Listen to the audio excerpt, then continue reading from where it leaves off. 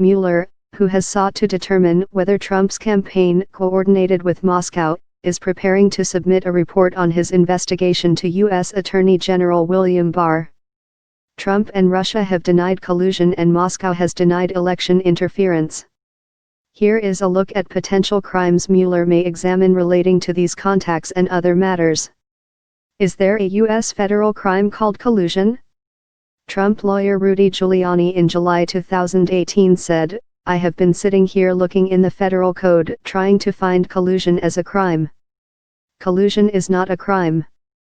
Trump wrote on Twitter the next day, "Collusion is not a crime, but that doesn't matter because there was no collusion. There indeed is no federal crime called collusion.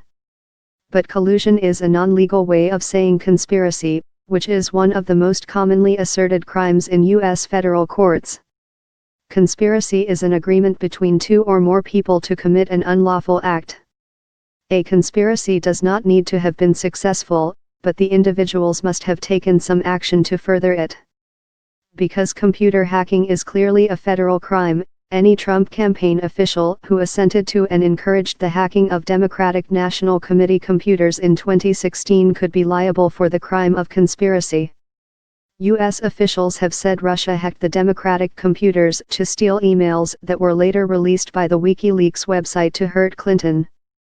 Russia, if you're listening, I hope you're able to find the 30,000 emails that are missing, Trump said during a June 2016 news conference, referring to Clinton emails.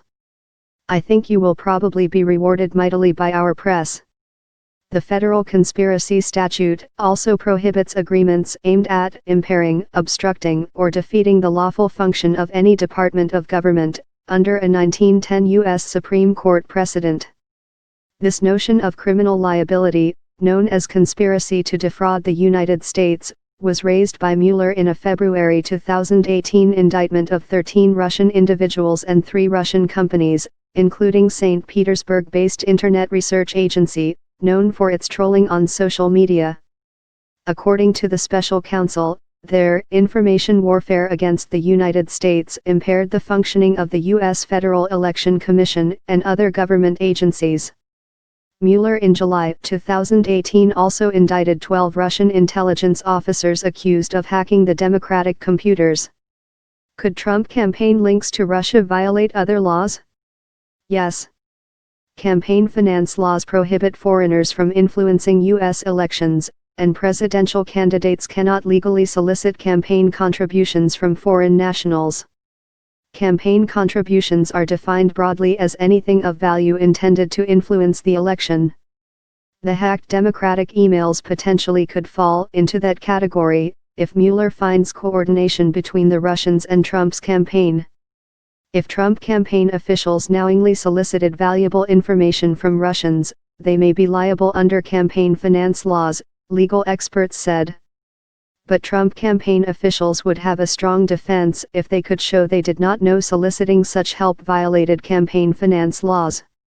While ignorance of the law often is not an excuse, criminal violations of campaign finance law are unusual in that they require a showing of willfulness, or knowledge of the law being broken. What other charges might Mueller consider? One broadly worded federal law prohibits efforts to influence, obstruct, or impede the due administration of justice. The effort can be unsuccessful and still be obstruction. Obstruction of justice cases are often difficult to prove because they hinge on an individual's mental state. Prosecutors would need to show that Trump acted with a corrupt intent, or an intent to impede an investigation. According to some lawyers, Trump engaged in obstruction of justice by asking former FBI Director James Comey in February 2017 to back off an investigation into U.S. National Security Advisor Michael Flynn over Flynn's contacts with Russia.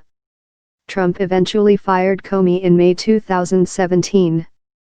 Other lawyers have said the obstruction of justice case against Trump is weak because the president could credibly argue he did not actually pressure Comey and that he fired him for reasons unrelated to the Flynn investigation. Trump himself has given differing explanations for the firing, including citing "this Russia thing" as the reason. Some legal scholars have also argued that the president cannot obstruct of justice by exercising his constitutional authority to fire a subordinate. Under current Justice Department policy first devised in 1973 and reaffirmed in 2000, a sitting president cannot face criminal charges, a view some legal experts dispute. But any accusation against Trump of conspiracy, obstruction, or justice or other crime could prompt an impeachment effort in the U.S. Congress to remove him from office. The U.S. Constitution states, "The President, Vice President, and all civil officers of the United States shall be removed from office on impeachment for, and conviction of, treason, bribery, or other high crimes and misdemeanors."